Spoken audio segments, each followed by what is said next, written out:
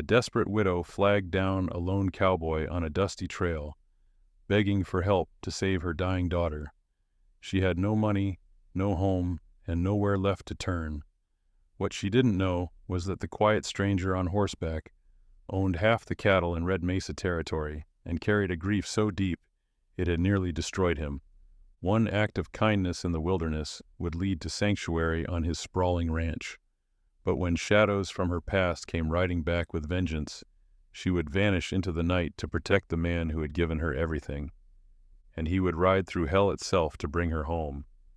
This is the story of two broken souls who found each other when they had stopped believing in second chances.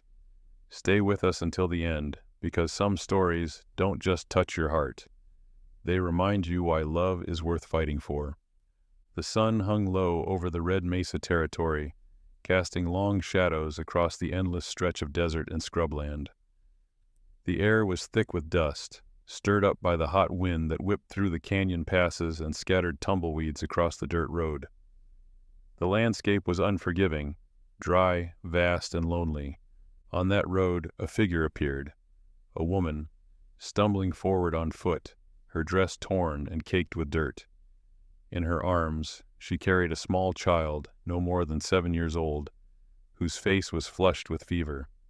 The woman's name was Sarah Mitchell, and she was running out of time. Her boots were worn through at the soles. Her lips were cracked from thirst. But she kept moving, one foot in front of the other, because stopping meant giving up. And giving up meant losing the only thing she had left in this world, her daughter, Lily. "Please," Sarah whispered to the empty horizon, her voice hoarse. "Please, someone." As if in answer, the sound of hoofbeats echoed in the distance. Sarah's head snapped up. Through the shimmering heat, she saw him, a lone rider on horseback, moving steadily along the trail. Without thinking, she staggered into the middle of the road, waving her free arm frantically. "Stop! Please, stop!" The rider slowed, then halted a few yards away. He sat tall in the saddle, his wide-brimmed hat shading his face. Dust clung to his dark coat and boots. He looked like a man who had seen too much and said too little. His name was James Donovan, though most folks just called him Cole. He studied the woman for a long moment, his eyes narrow and unreadable. Then his gaze dropped to the child in her arms, pale, trembling, barely conscious. "What happened?" His voice was low, steady. "My daughter," Sarah gasped, tears streaming down her face. "She's sick. Burning up with fever. I've been walking for 2 days trying to reach Copper Ridge, but I don't think she'll make it." Cole dismounted in one smooth motion. He approached slowly, cautiously, like a man who'd learned not to trust too quickly. He crouched down and gently touched the back of his hand to Lily's forehead. The heat radiating from her skin told him everything. "She needs a doctor," he said simply. "I know," Sarah choked out. "But I don't have money for a wagon. I don't have anything. Her voice broke. "I just need help." Cole stood, his jaw tight. For a moment he said nothing. Then he turned back to his horse and pulled a canteen from the saddlebag. He handed it to Sarah. "Drink first, then give her small sips." Sarah's hands shook as she took the canteen. She drank, then carefully tilted it to Lily's lips. The little girl stirred slightly, swallowing weakly. Cole watched them in silence. He saw the desperation in Sarah's eyes, the kind that came from losing everything and clinging to the last thread of hope. He'd seen that look before. He'd worn it himself once. "Copper Ridge is still half a day's ride," he said. "She won't make it on foot." Sarah's face crumpled. "Then what do I do?" Cole exhaled slowly, then made a decision he hadn't planned on making. "You're coming with me." Sarah blinked, confused. "What?" "My ranch is an hour north. I've got a doctor who comes through every few days. We'll get her there, get her stable, then figure out the rest." "I can't pay you," Sarah said quickly. I didn't ask for payment." His tone was firm, but not unkind. He walked to his horse and swung back into the saddle, then extended his hand down toward her. "Can you ride?"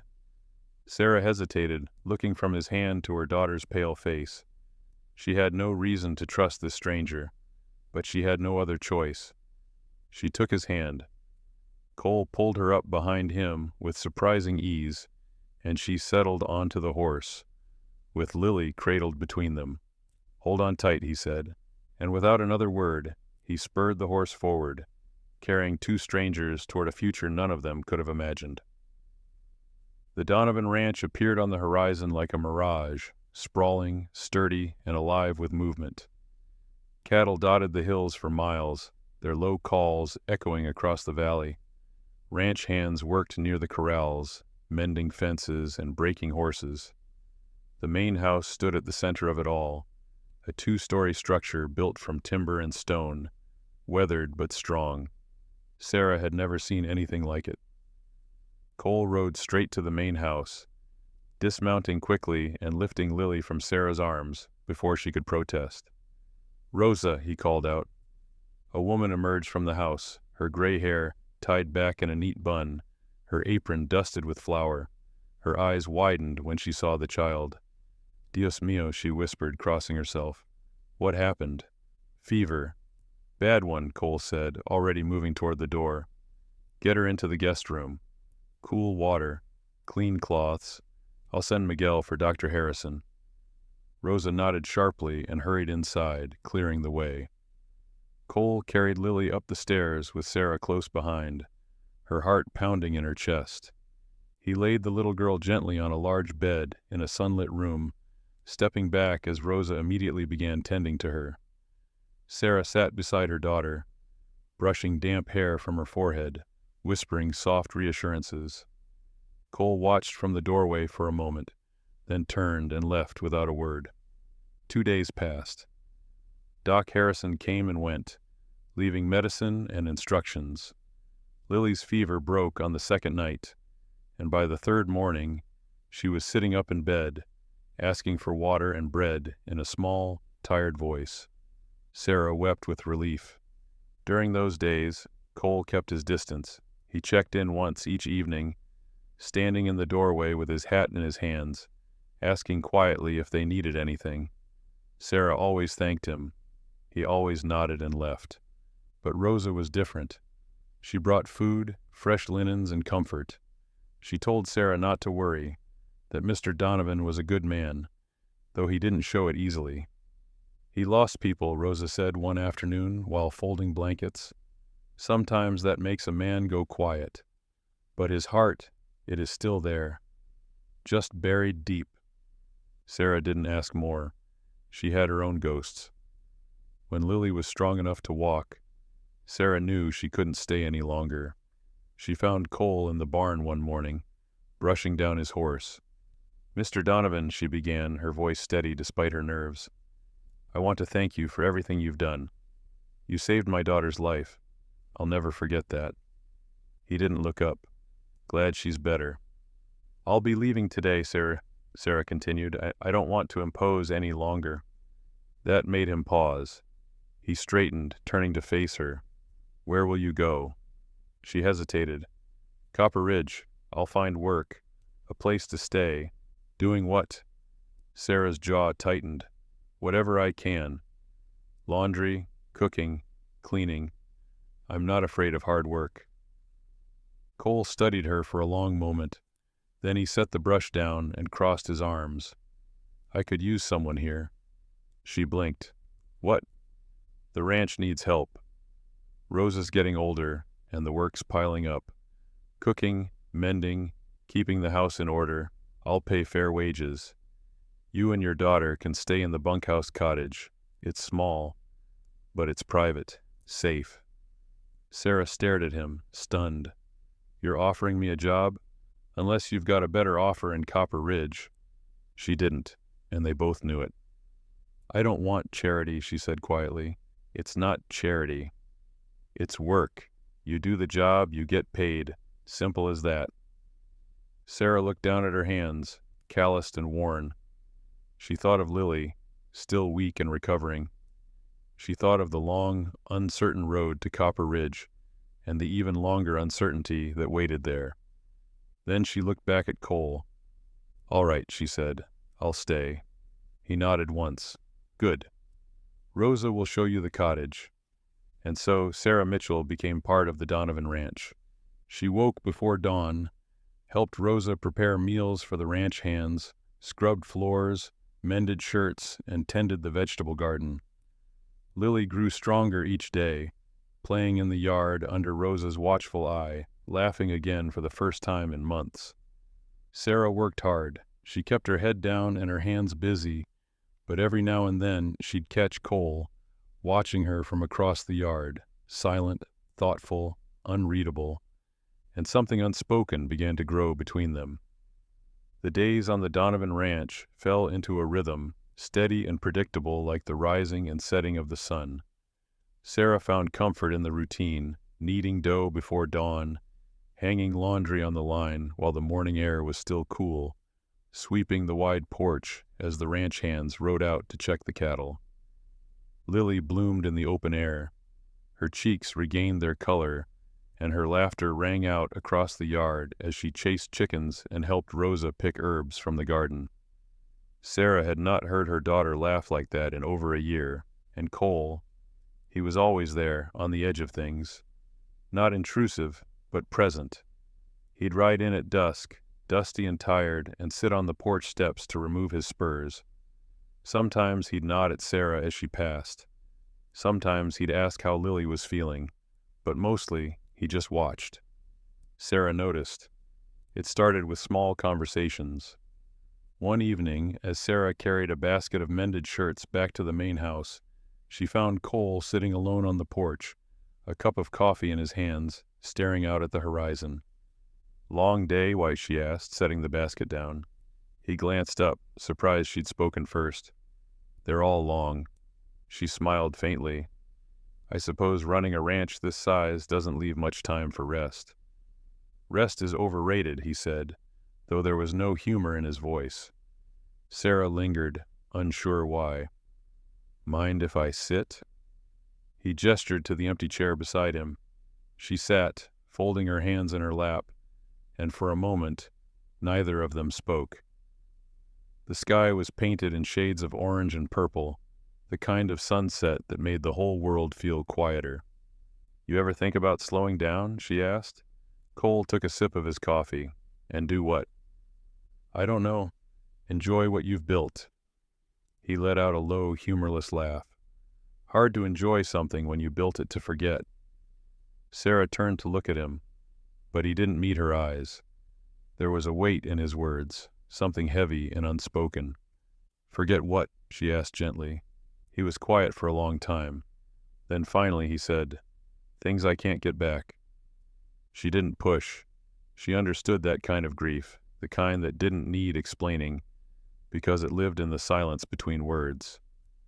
"I know what that's like," she said softly. This time he did look at her, and for the first time since they'd met, she saw something other than guarded distance in his eyes. She saw recognition. The conversations became more frequent after that. Cole started joining her and Rosa for supper in the evenings, sitting at the old wooden table in the kitchen instead of eating alone in his study. He didn't say much, but he listened. He listened when Sarah told stories about Lily's childhood, about the little town where she used to live, about her late husband who'd died in a mine collapse 2 years prior. "He was a good man," Sarah said one night, her voice soft. "But he made bad choices trying to provide for us. Got mixed up with the wrong people, and when he died, she trailed off, staring at her hands. He left debts, dangerous ones." Cole's jaw tightened. "Is that why you were out on that road?" She nodded. "I was running. From men who said I owed them, men who didn't care that I had a child to protect." He didn't say anything, but his hand curled into a fist on the table. "You're safe here," he said quietly. "No one's coming for you." Sarah wanted to believe him, but she'd learned a long time ago that safety was fragile. One afternoon, Sarah found Cole in the barn, repairing a saddle. Lily was with him, sitting on a bale of hay, asking 100 questions about horses and cattle and life on the ranch. Cole answered each one patiently, his usual stoic demeanor softening in the presence of the little girl. Sarah stood in the doorway, watching them. Her heart ached in a way that wasn't painful. It was something else. Something she hadn't felt in years. Hope. Cole looked up and caught her staring. For a moment, their eyes held. Then Lily tugged on his sleeve, and the moment passed. But Sarah knew. Something was shifting between them. Slowly, carefully, like two people learning to trust again. The afternoon sun streamed through the windows of Cole's study, casting golden light across the worn leather chairs and the heavy oak desk that had belonged to his father. Sarah had been tasked with dusting the room, a space Cole rarely allowed anyone to enter. She moved carefully, respectfully, running her cloth along the bookshelves and the windowsills. Lily played quietly in the corner, arranging a set of wooden blocks Rosa had given her. Sarah was reaching to dust a high shelf when her hand brushed against something tucked behind a row of books. She pulled it forward carefully. A small wooden frame, its glass dusty and cracked. Inside was a photograph. A young woman stood beside a younger version of Cole, her hand resting on his arm, her smile radiant. She wore a simple white dress, and there was joy in her eyes, the kind that came from believing the future held nothing but happiness. Sarah stared at the image, her heart sinking. She had wondered about Cole's past, about the shadows that followed him. Now she understood. "What are you doing?" The voice was sharp, cold. Sarah spun around. Cole stood in the doorway, his face dark with fury, his eyes locked onto the photograph in her hands. I'm sorry," Sarah stammered. "I was just dusting and I found—" "Put it down." His tone was like ice. Sarah's hands trembled as she quickly set the frame back on the shelf. "I didn't mean to pry," she said quickly. I said put it down." His voice rose, echoing through the room. Lily looked up, startled, her eyes wide with fear. She scrambled to her feet and ran to her mother, burying her face in Sarah's skirt. Sarah wrapped her arms around her daughter protectively, her own heart pounding. She had never seen Cole like this. Raw, unguarded, broken.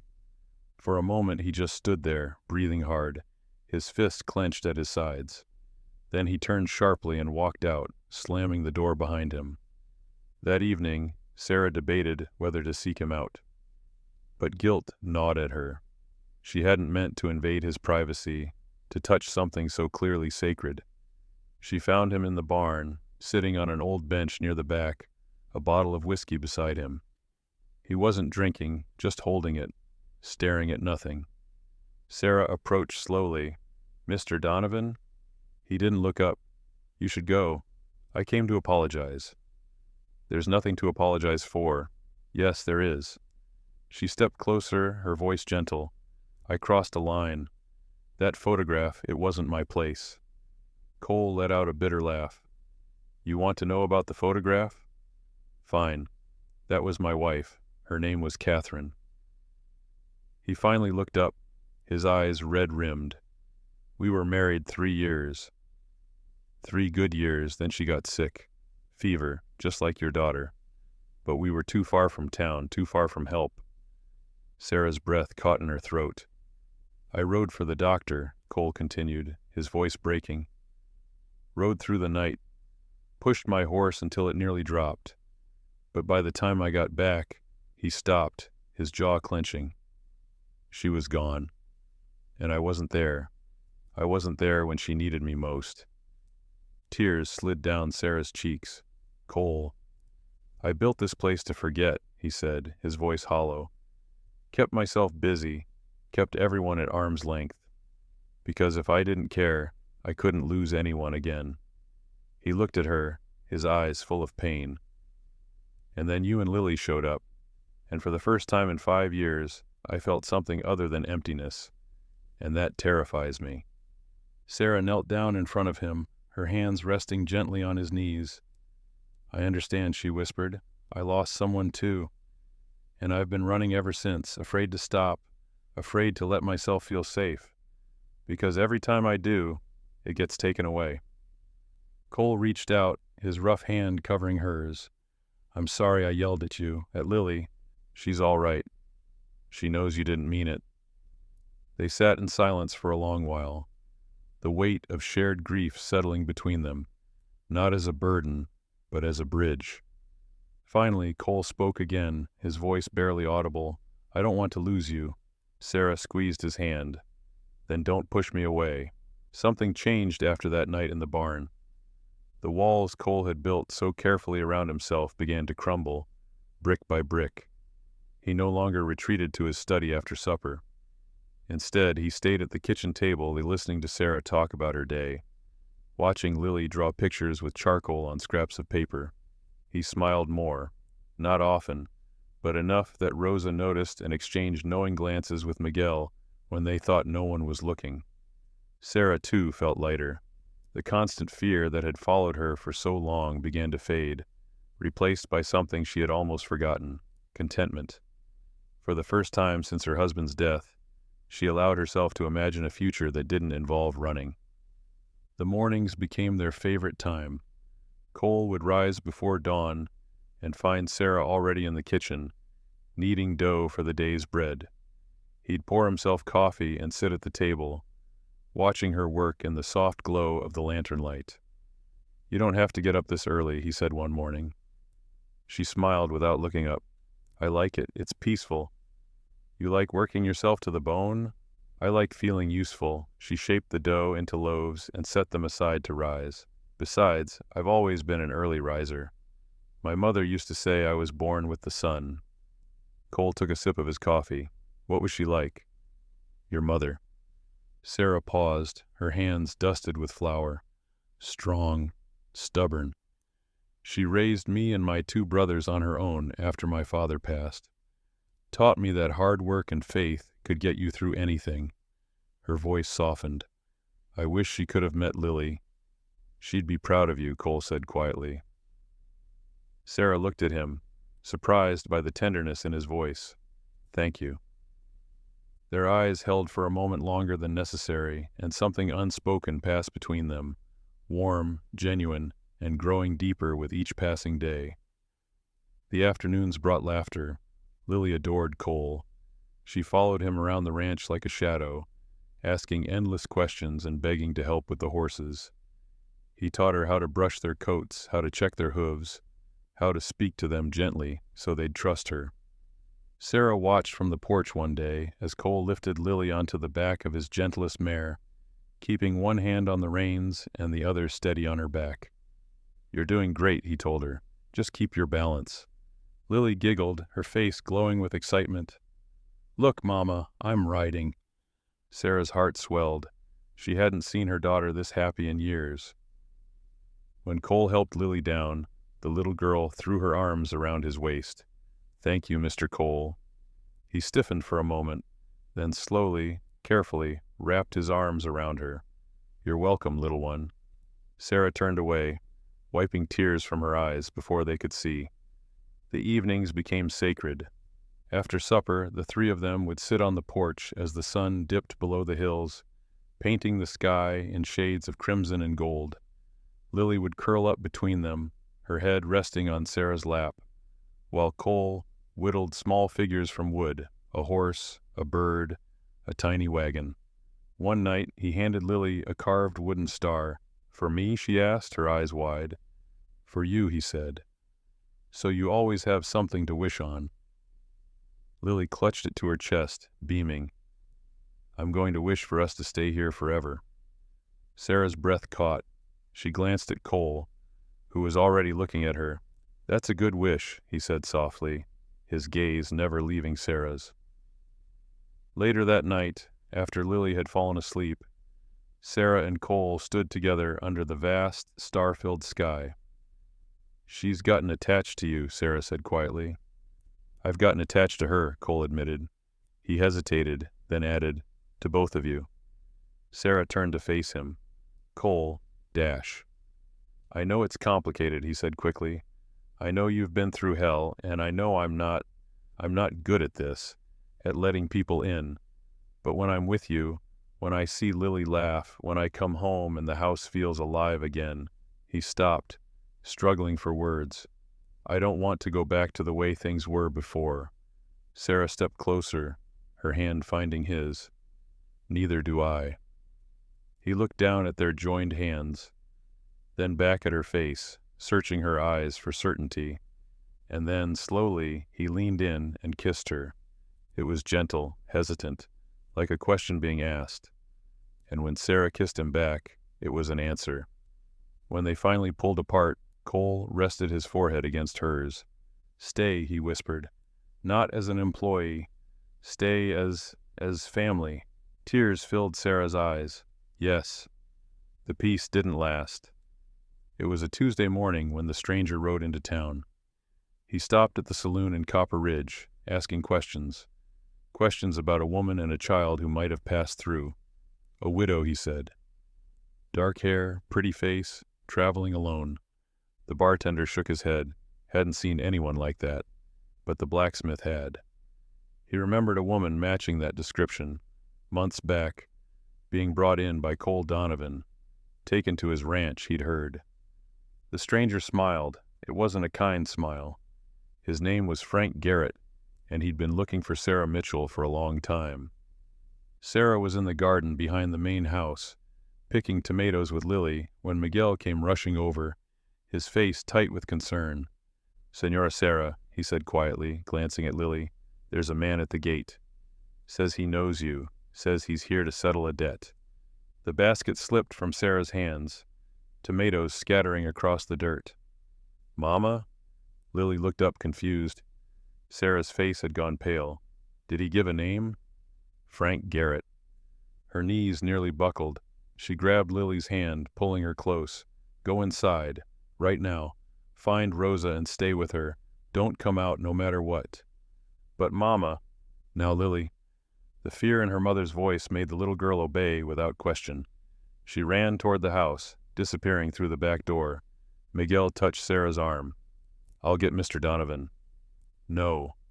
Sarah's voice was sharp. "Don't tell him. Not yet. Senora, if this man is dangerous, I'll handle it." Her hands were shaking, but her voice was firm. "Just keep Lily inside, please." Miguel hesitated, then nodded reluctantly and headed toward the house. Sarah took a deep breath and walked toward the front gate. Frank Garrett leaned against the fence, his hat tipped back, a cigarette dangling from his lips. He was older than Sarah remembered. His face lined and weathered, but his eyes were just as cold. "Well, well," he drawled as she approached. "Thought you could run forever, didn't you? What do you want, Frank?" Sarah kept her distance, her arms crossed tightly over her chest. "What do I want?" He laughed, a harsh, ugly sound. "I want what your dead husband owed me. $500 plus interest. I don't have that kind of money. You know I don't." "Oh, I know." He flicked the cigarette into the dirt and stepped closer to the gate. "But it looks like you landed yourself a nice situation here. Rich rancher, big house. I'm sure he wouldn't mind settling a little debt for his housekeeper." Sarah's jaw clenched. "Cole has nothing to do with this." "Then I guess you'll have to find another way to pay." His gaze slid past her toward the house. "That little girl of yours has grown. Pretty thing. Bet she'd fetch a decent price in—" "Don't." Sarah's voice was ice. "Don't you dare." Frank grinned. "Then you've got 3 days to get me my money. After that, I'll come take what I'm owed, one way or another." He turned, mounted his horse, and rode off without looking back. Sarah stood frozen, her heart hammering in her chest. That night she barely slept. She lay awake in the small cottage, staring at the ceiling, her mind racing. She couldn't let Frank come back. She couldn't let him anywhere near Lily, and she couldn't drag Cole into this. He'd already lost so much. He deserved peace, not the chaos she carried with her. By dawn, she'd made her decision. She packed quietly, taking only what they'd arrived with. A few clothes, Lily's wooden star, and the small savings she'd managed to tuck away from her wages. She dressed Lily in the early morning darkness, whispering for her to be quiet. "Where are we going, Mama?" Lily asked, rubbing her eyes. "Somewhere safe, baby. Just trust me." Sarah wrote a note, short, simple, heartbreaking. She left it on the kitchen table, weighted down by a smooth river stone. Cole, thank you for everything. You gave us hope when we had none, but my past has found me, and I won't let it destroy what you've built. Please don't look for us. You deserve better than the trouble I bring. Sarah. Then, in the pale light before sunrise, she took her daughter's hand and slipped away into the wilderness. By the time Rosa found the note, they were gone. Cole read the note 3 times before the words fully sank in. Then he crumpled it in his fist, his jaw clenched so tight it ached. How long? He asked Rosa, his voice dangerously quiet. I found it an hour ago, maybe less, she said, wringing her hands. I thought she was just sleeping in the... Cole was already moving. He stormed out to the barn, shouting for Miguel. Saddle my horse. Now, Miguel appeared, confused. Senor, what's happened? Sarah's gone. Took Lily and ran. Cole grabbed his saddle, throwing it over his horse with swift, angry movements. There was a man yesterday. Frank Garrett. Find out everything you can about him. Where he's staying, what he wants. Send word to the sheriff. You think he's the reason she left? I know he is. Cole tightened the straps with sharp, jerking motions. And when I find him, he'll wish he'd never set foot in this territory. Miguel nodded and ran toward the main house. Cole swung into the saddle, his mind racing. Where would she go? She had no money, no connections. She'd head for the hills, try to lose herself in the backcountry where Frank couldn't follow. Canyon Pass. It was remote, hard to reach, and Sarah was smart enough to know it. He spurred his horse forward and rode hard. The sun was high and merciless when Cole finally spotted them. Sarah sat on a flat rock near a dried-up creek bed, her arms wrapped around Lily, who was crying softly. They looked exhausted, covered in dust, their faces burned from the sun. Cole dismounted and approached slowly, his boots crunching on the gravel. Sarah's head snapped up. When she saw him, her expression shifted from relief to anguish. No, she whispered, standing quickly.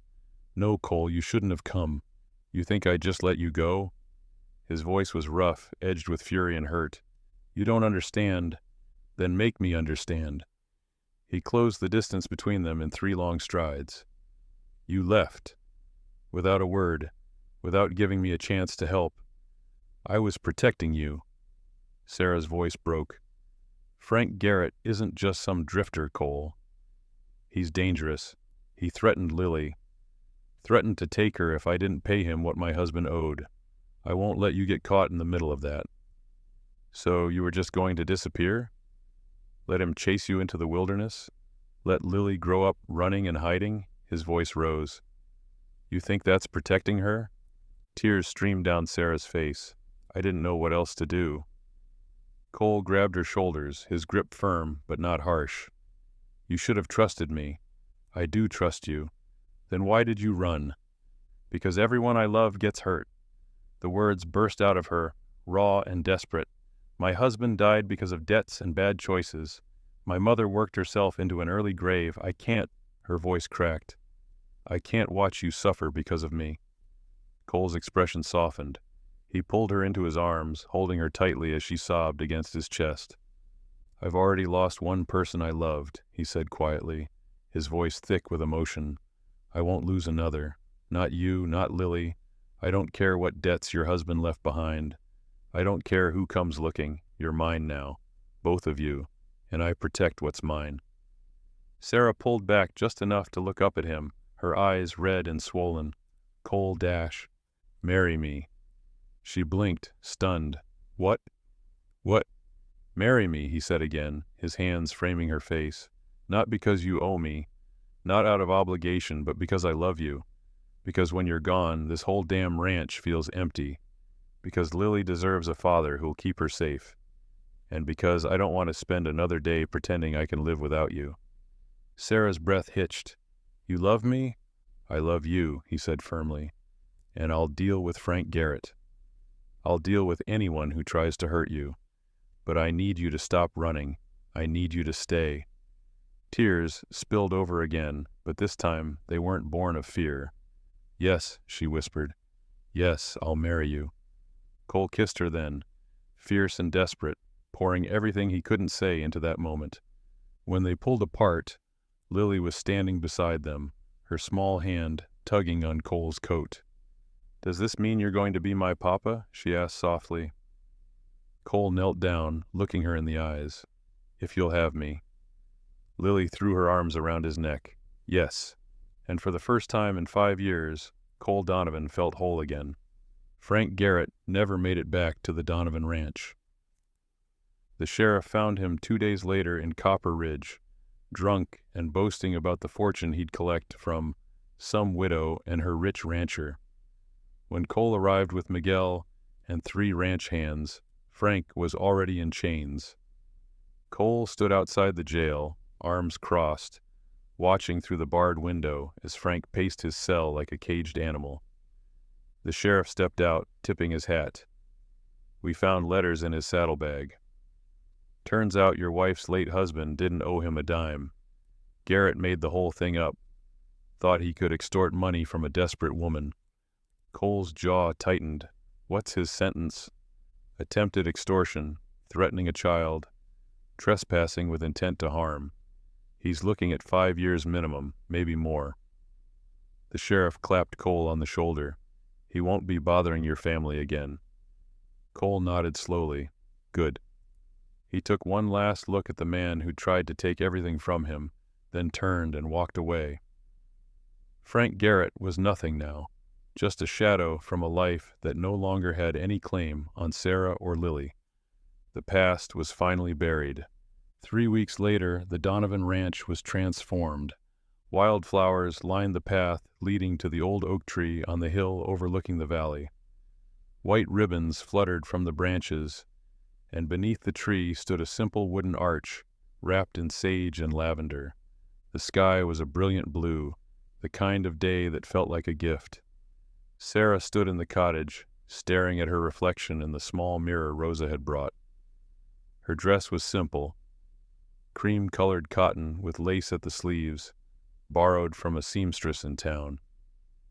Her hair was pinned up with wildflowers Lily had picked that morning.